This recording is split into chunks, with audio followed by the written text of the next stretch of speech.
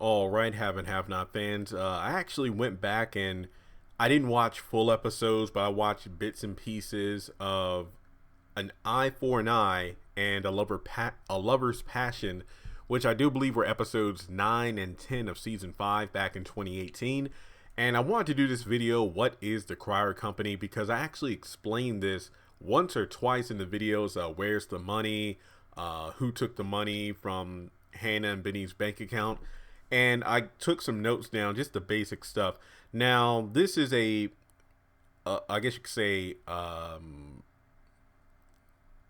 asterisk here. I need to mention this.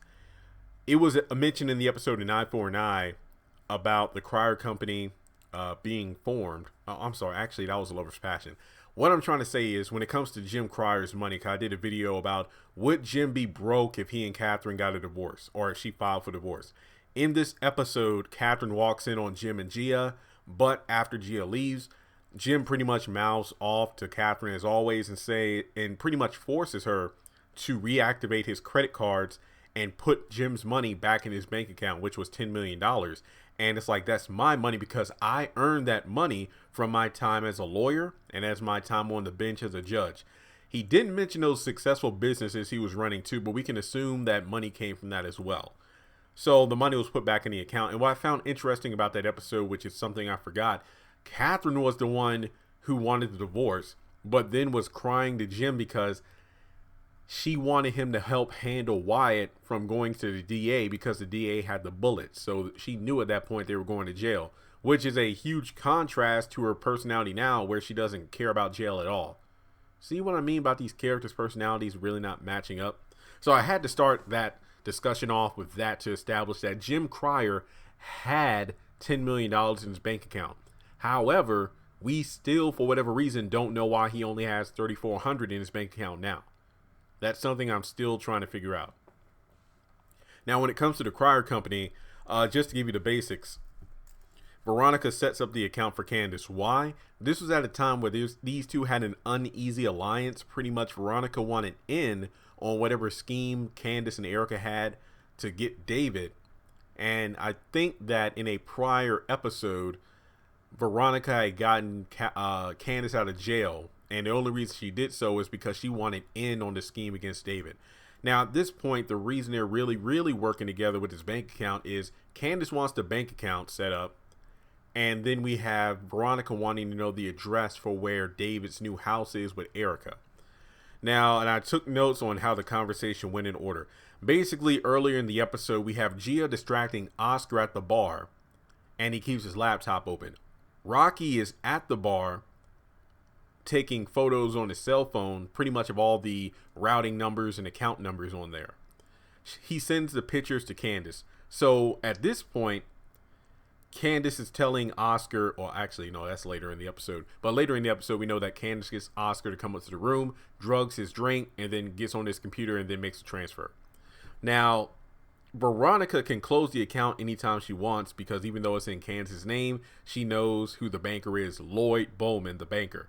Now, here's the conversation. Candace asked Veronica to get the account set up. Lloyd Bowman. It's called the Crier Company. Okay. Scheming. Candace wants to be the only registered owner and signer for the account. So once again, this is a situation where this is a single person account. This isn't a joint account like Benny and Hannah's. So if there's money going in and out, Candace is the only one that needs to sign for it. Okay? We got that established. Veronica, let's see here, wants the details about the house. Okay, so Veronica tells Candace, okay, it'll take me about 30 minutes to set it up, but I need to sign paperwork within an hour to be notarized. Basically, you know, personal information, probably social security numbers, all this good stuff. Which makes sense because Lloyd later gets a call from Jim and says that, oh, the Crier Company was set up with Veronica, but it's under the name of Candace Young. So this is all to get under Lloyd's nose. Now, Veronica calls Lloyd to open the account to bury some money, pretty much using the disguise of, well, me and David are getting a divorce and I want to hide this money from him. That's why I'm naming it the Crier Company. So pretty much she's covering up to Lloyd about what the true intentions of the account is, hence why he doesn't know about it.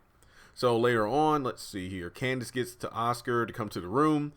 And after she gets up to the room, she calls Veronica. The notary is done, so the bank account is set up. Now, you're probably wondering, Jeremy, why would Candace do all this instead of getting the account set up herself? Well, go back the season before when she needed to get $2 million in cash for Warlock. But, excuse me, it was found out that she forged signatures on the paperwork. So pretty much not being able to pay the money back meant the bank foreclosed on everything. Now, even before that, Jim had set up a plan with Lloyd where it's like, you know what?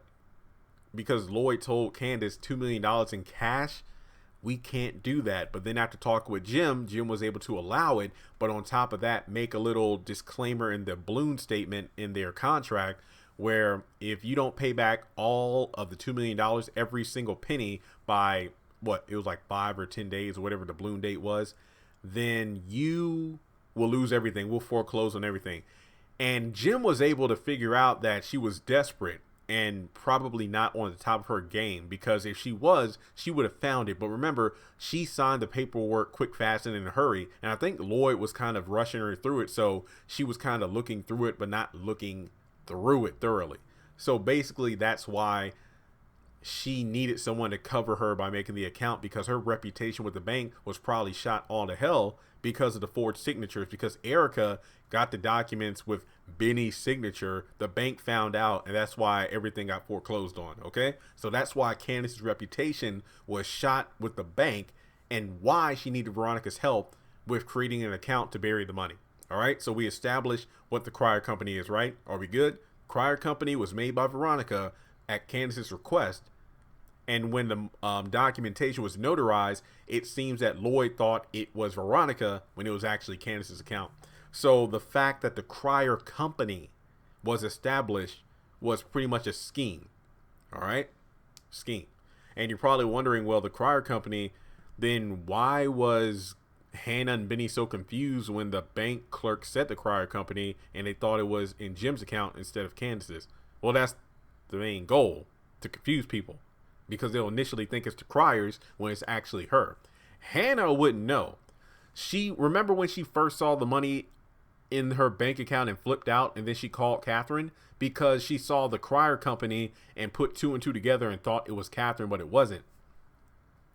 Benny, well, he should technically know that, you know, it's Candace's account and not the Criers, because, well, then again, this is Benny we're talking about. But yeah, I'll do another video. This was actually going to be my last video to record, but after recording my other video about Candace giving the money back to Jim, we still don't know how the money got back into her account. We know it was a reverse notification or a reverse transaction, but we don't know who set it into motion. Because remember, if Candace could have gotten that money out, she would have done it at any time. But she was pretty much fighting tooth and nail because it would take a signature from both Benny and Hannah. So I don't know really what happened. I don't really know what happened there. So I'll probably save my other part of the discussion for that video. So that'll be 7 videos in a row. Sheesh.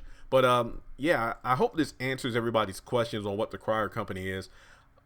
I mean, I really think I went over everything, because the purpose of this video was to determine and discuss what exactly the Crier Company was. And I think I did everything I need to do with that. I told you how it got set up, why it got set up, and more importantly, why it was named the Crier Company. So with that being said, folks, thanks so much for tuning in. Make sure you subscribe to the channel if you haven't done so already, and I'll talk to you soon.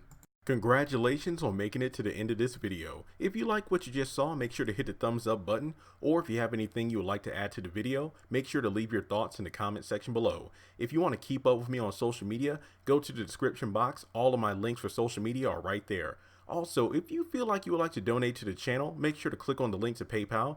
Any amount helps. $1, $5, $20. As a full-time YouTuber, any support from my fans really does mean a lot to me. Finally, make sure to hit the subscribe button as well as the bell notification icon.